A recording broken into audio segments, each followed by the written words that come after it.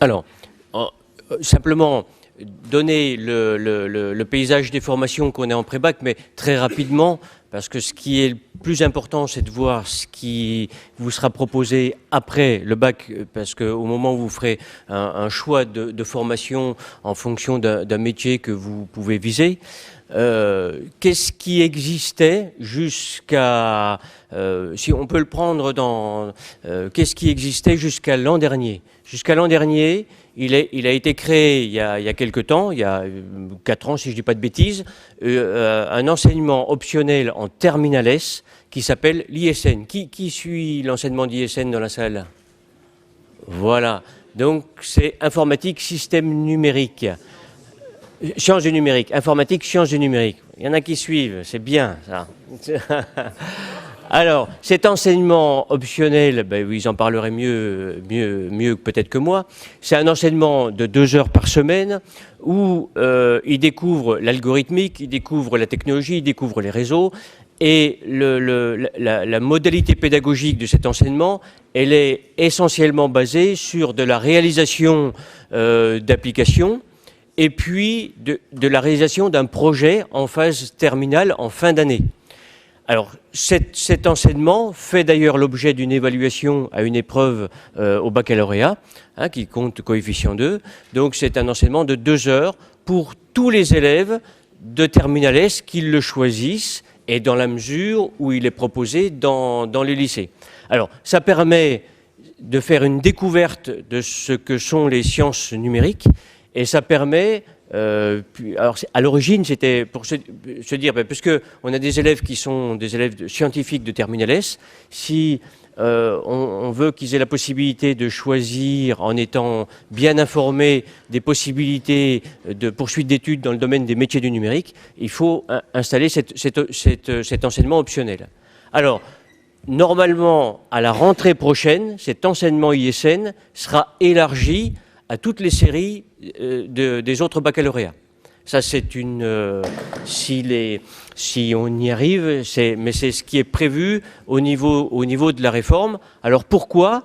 Parce que depuis cette rentrée, on a créé aussi un enseignement d'exploration en classe de seconde qui s'appelle l'ICN. Cet enseignement d'exploration, il est comme tous les autres enseignements d'exploration, il permet aux élèves de seconde...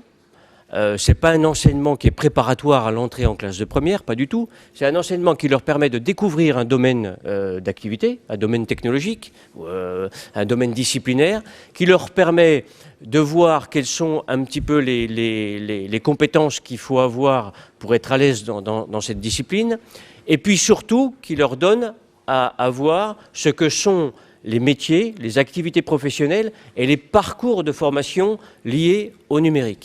Alors ça, c'est un élément qui est très important. Ce nouvel enseignement ICN, qui est informatique et création numérique, participe vraiment de votre information, de votre découverte du domaine du numérique pour vous aider à faire vos choix d'orientation pour le futur, hein. En particulier, le choix de la série de votre baccalauréat. Alors, si les choses vont naturellement bien aussi à la rentrée prochaine, il y aura la création d'un enseignement optionnel d'informatique en classe de première. Ça veut dire qu'on aura comme ceci un enseignement d'exploration d'informatique en classe de seconde, un enseignement optionnel en classe de première et un enseignement d'ISN qui sera généralisé à toutes les séries. Ça permet de proposer à tous les élèves un continuum de formation sur le numérique au niveau du lycée. Et puis, dans la réforme du collège, mais là c'est juste pour faire une petite mise en situation, dès l'an prochain, au collège, l'informatique, l'algorithmique et le codage fait partie du programme de maths et fait partie du programme de technologie. C'est-à-dire, dès la rentrée 2016, tous les élèves de 5e, 4e et 3e auront en mathématiques une partie du programme qui portera sur l'algorithmique et sur le codage, ainsi qu'en technologie. Ça, c'est des points importants. Ça veut dire qu'on a bien pris conscience de la nécessité de former tous les élèves et dès le collège à la maîtrise de ces compétences liées à l'informatique, parce qu'il faut que vous le découvriez le plus tôt possible pour pouvoir que vous puissiez faire vos choix d'orientation en étant bien informé. Alors, ça c'était le premier point. Et puis l'autre point, c'est aussi la formation STI 2D. Alors, l'autre possibilité d'aborder l'informatique, c'est dans le cadre d'un baccalauréat technologique, qui est le baccalauréat STI 2D, Sciences et techniques du développement durable, Sciences et technologies industrielles du développement durable. Ce baccalauréat STI 2D, il a pour objectif, c'est un bac généraliste, qui s'appuie sur des études du domaine de la technologie, dans deux grands domaines, qui sont le domaine de l'industrie et le domaine de la construction. Mais en étudiant ces deux grands domaines, l'informatique est présent sur les 2 années de formation en première et en terminale, ce qui vous permet d'envisager par la suite, à la suite de votre baccalauréat, des poursuites d'études dans les domaines technologiques et dans le domaine numérique, bien évidemment. Hein.